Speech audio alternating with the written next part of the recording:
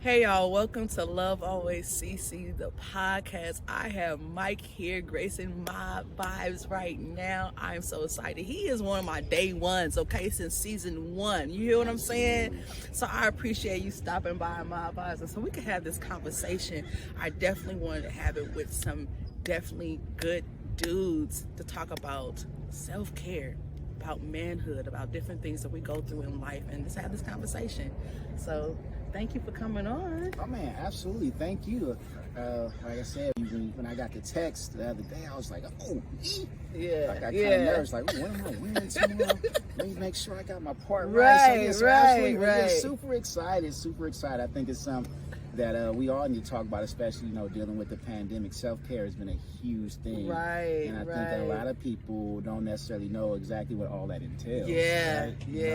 yeah. So absolutely. Okay, when he's talking about wearing, he is like his shoe game. I love shoes. Nah. Mike got me beat. What shoes are you into right now? What's your go-to right now? So what's crazy? So my go-to right now is actually a independent designer. Okay. So Saya Collective.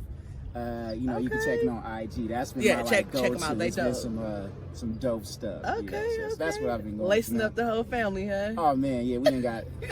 I want to say this is the first year actually that this year I think I've bought.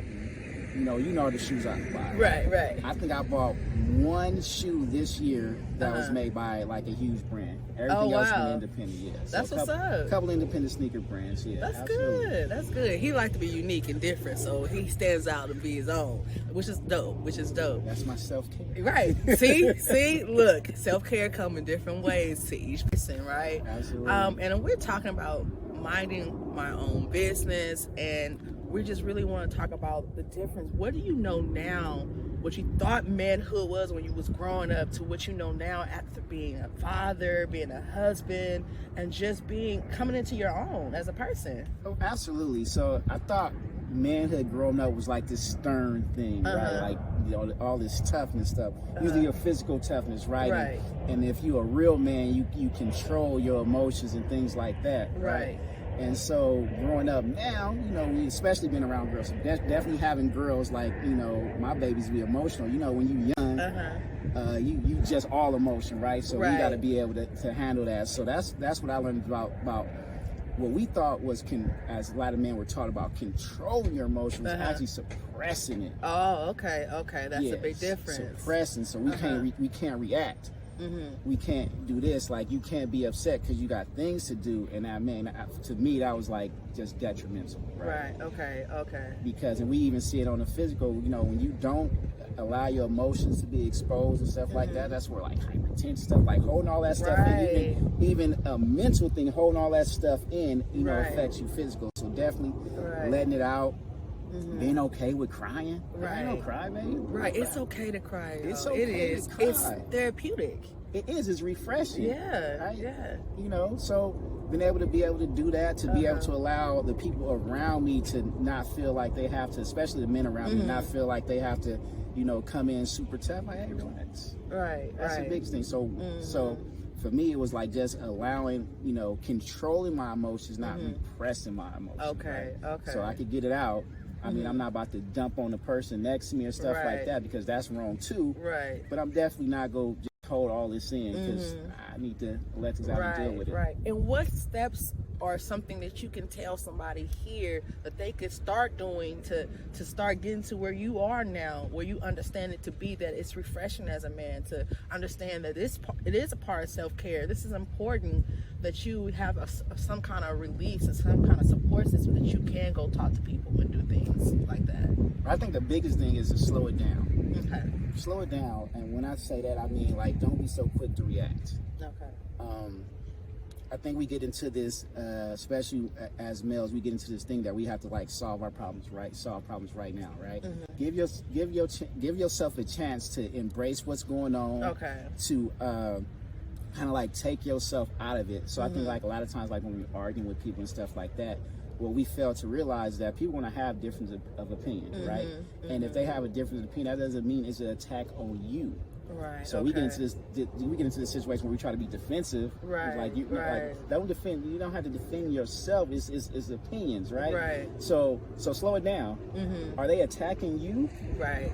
Or they just have a difference of opinion? Right. And then react. Because what happens is when you just quick to react, you're acting out of defense. Mm-hmm. You go put that person in defensive situation, and now we not getting nowhere. Right. Because for me, it's all about let's how we gonna move forward. Whatever the situation is, if you're my friend, my spouse, my kids, it's okay to be emotional, but how are we gonna get to a different place, right? Right. We can't get stuck right here. Right. So he just brought up some points. Slow it down. Right. You also talk about embrace what's going on. Take it in, digest it for a second, and then step out of it and ask yourself questions first before you react, so you'll know how to react.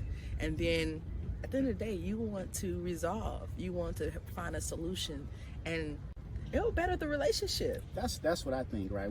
I think as we've seen, with this pandemic and everything like that, when things stopped, like when we talk about work and stuff like that, the world didn't. Right. The world didn't stop. So that's the same thing with us. Like I can't sit, even if it's like, a funk,